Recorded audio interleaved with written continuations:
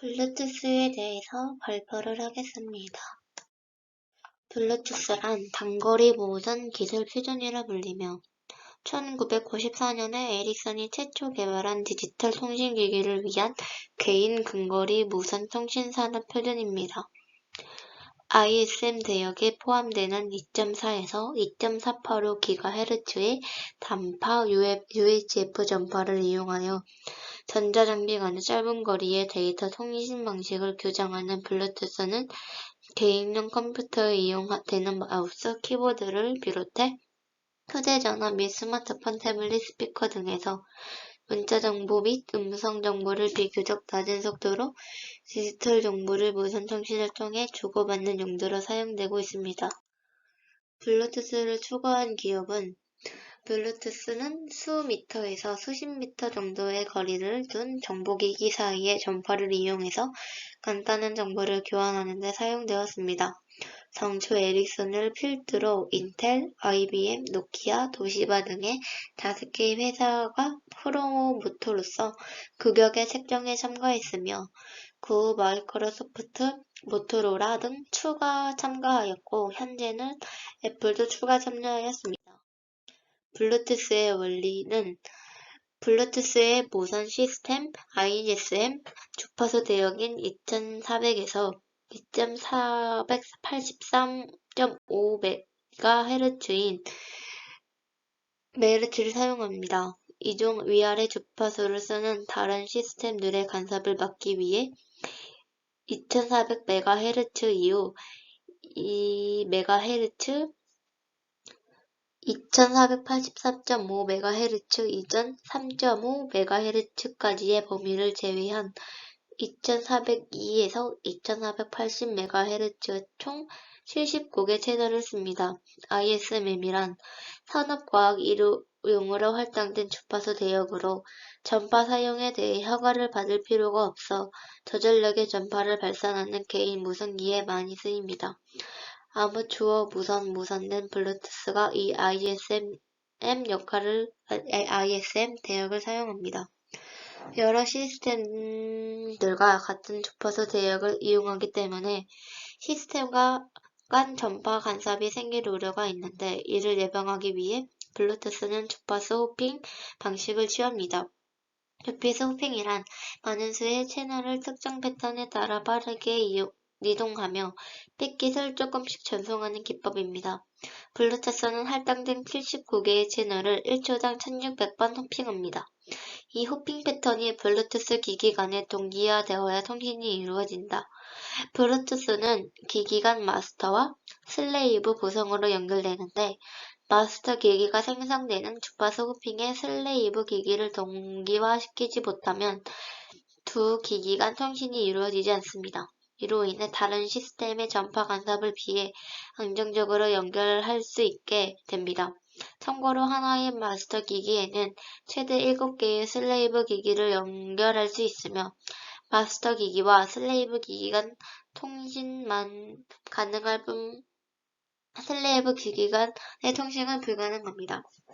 그러나 마스터와 슬레이브의 역할은 고정된 것이 아니기 때문에 상황에 따라 서로 역할을 바꿀 수 있습니다.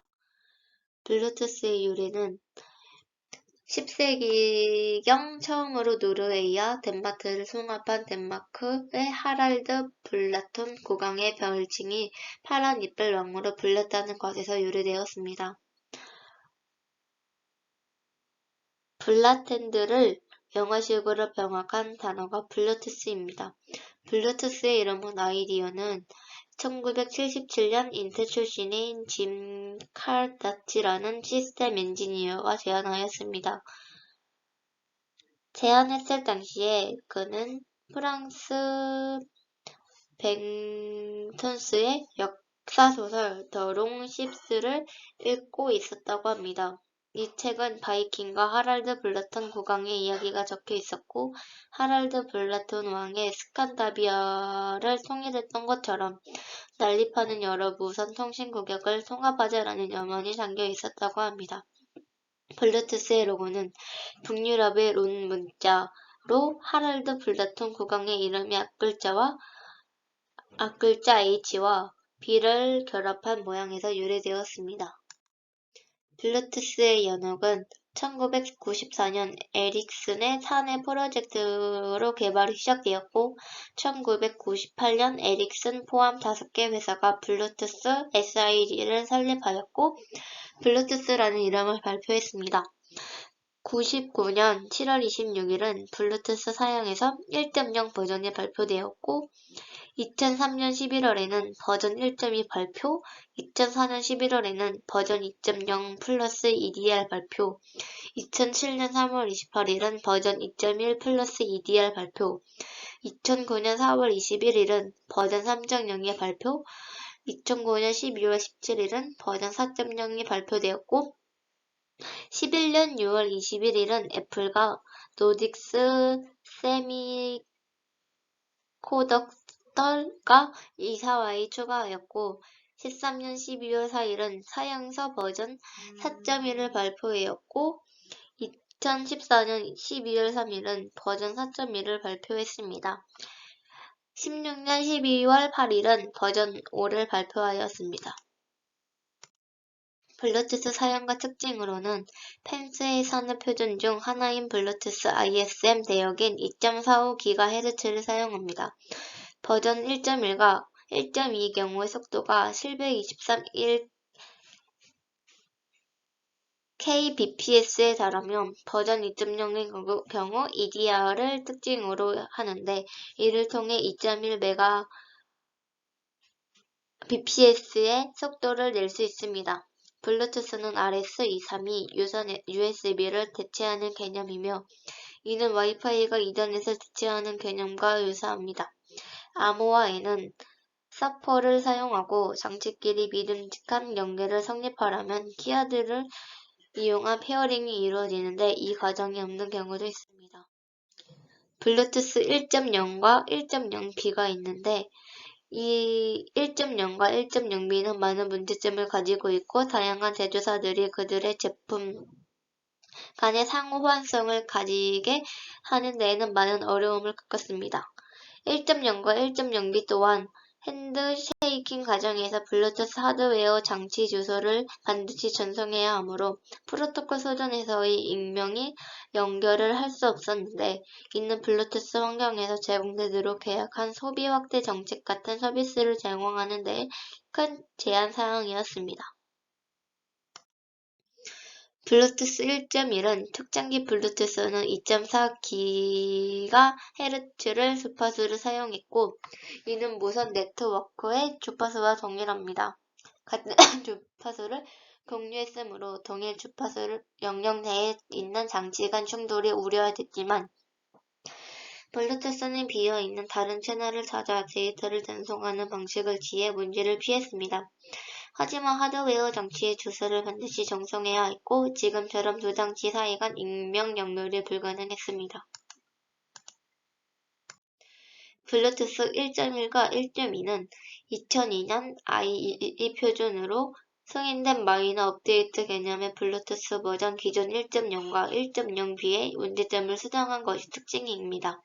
여기에서 비암호화 채널을 지원했고 신호감도 지표를 수신으로 받을 수 있게 되었습니다. 블루투스 1.2는 접속 시간을 줄이고 근거리 주파수 간섭을 개선했습니다. 전송 속도 자체에는 1.1과 큰 차이가 없지만 전송 오류나 음성 신호의 품질 손실을 막는 기술이 추가됐고 2005년에 IEEE 표준으로 승인받게 되었습니다.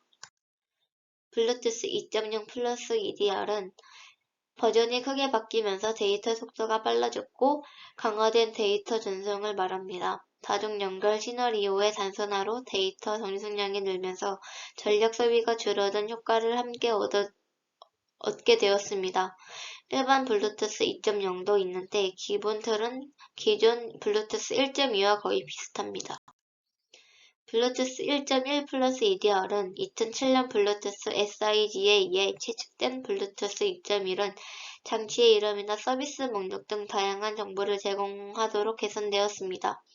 비대칭 정성으로 배터리 효율을 더 높인 정도가 특징이고 보안에 대한 중요성도 대두됐기 때문에 이에 대한 대응으로 보호와 일시 중지, 재개 기능도 추가됐습니다. 근거리 무선 통신에 대응하는 기능도 여기에서 추가된 것입니다. 블루투스 3. 그 밖에 버전 블루투스 3.0 플러스 HAS, 블루투스 4.0, 블루투스 4.1, 블루투스 4.2가 있습니다.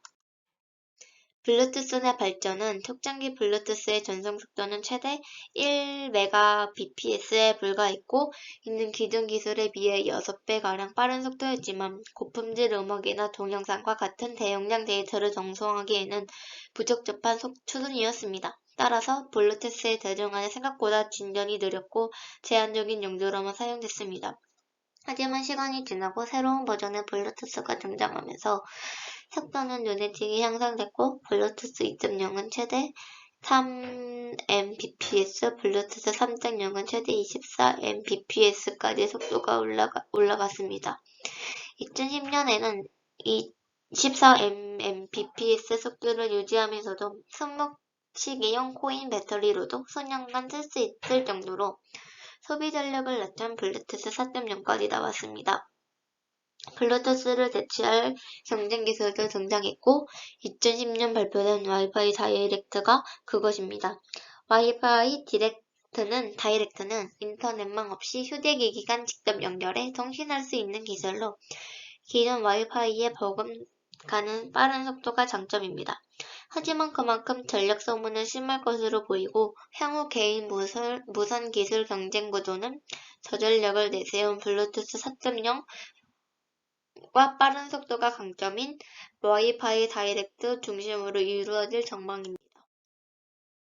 블루투스 기기 연결 방법은 연결을 원하는 헤드폰 모델을 선택하면 즉시 연결됩니다. 블루투스 기기에 따라 연결 시 암호를 입력해야 하는 경우도 있고 예를 들어 노트북에 블루투스 마우스, 키보드를 연결하는 경우가 그럽니다. MS 윈도우 운영체제의 작업 표시줄에서 블루투스 아이콘을 클릭하여 장치 추가 메뉴를 선택한 다음 블루투스 기기를 탐색하여 연결하면 됩니다. 필요에 따라 이때 연결 암호를 입력하여 연결을 완료하면 됩니다. 암호는 일반적으로 슬레이브 기기에 부여된 문자 또는 숫자를 입력합니다. 아울러 일단 한번 연결되면 그 이후로부터는 각 기기의 전원과 블루투스를 킬 때마다 자동으로 연결됩니다. 블루투스의 보안과 취약점은 블루투스가 싸워야 할 상대는 와이파이뿐만이 아니라 블루투스를 켜놓은 상태에서 해킹이 너무 쉽다는 보안성의 문제점도 있습니다. 마음만 먹는다면 블루투스 동굴을 장착한 노트북으로도 주장하는 사람들의 블루투스 휴대폰 속 정보를 빼오는 것도 가능한 것으로 알려졌습니다. 블루투스를 이용한 해킹은 블루제킹, 블루스나핑, 블루버킹으로 나뉩니다. 이중 블루제킹은 단순히 스팸 메시지를 뿌리는 수준으로 귀찮은 존재이긴 하지만 보안에 큰 위험을 가하리는 않습니다. 하지만 모바일 기기에 저장된 일정표 전화번호, 이메일, 문자 메시지 등에 접근하는 블루스나핑, 희생자의 휴대폰 원격 조종에 통화 내용을 엿듣는 블루버킹은 치명적인 피해를 야기할 수 있습니다. 블루투스 SIG 역시 이 부분에 대해 민감하게 대응하고 있고 꾸준히 새 기술을 공개할 때마다 개인정보 보호나 보안 연결에 대한 이 부분을 강화해 나가고 있습니다.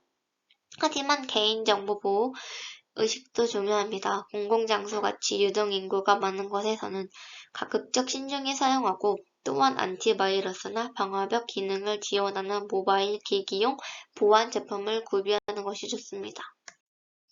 점차 영역을 확대해 나가고 있습니다. 무선 통신은 재패하겠다는 부푼 꿈을 안고 출발한 블루투스는 소비 전력이 낮다는 장점은 있어도 전송 속도와 비용 면에서는 충분한 경쟁력을 갖추지 못했다는 호평도 받기도 했습니다. 쓰임새도 차량용 헤드셋이나 스피커폰, 헤드폰 등 일부 기기에 쓰였고 한편으로는 휴대폰이나 노트북 등 다른 모바일 기기에서 여전히 무선넷, NFC 등의 다른 무선 기술과 치열한 경쟁을 펼쳐야 합니다. 그러나 블루투스 역량을 조금씩 확대해 나가고 있습니다. 카메라와 영상 장치에서도 첨단되어 편하게 촬영한 사진 및 영상을 감상할 수 있고 보조기구로서의 역할도 충실합니다. 사물 인터넷의 핵심인 네트워크 환경에서도 블루투스의 역할은 나름대로 중요합니다. 아직 우리에게는 헤드셋이나 핸즈프리를 무선으로 쓰기 위한 기능 중 하나로 인식되는 블루투스지만 꾸준한 업데이트를 통해 무선 통신 대패까지 아니더라도 당당한 한 일원으로서 역할이 충실히 수행해 나가고 있습니다.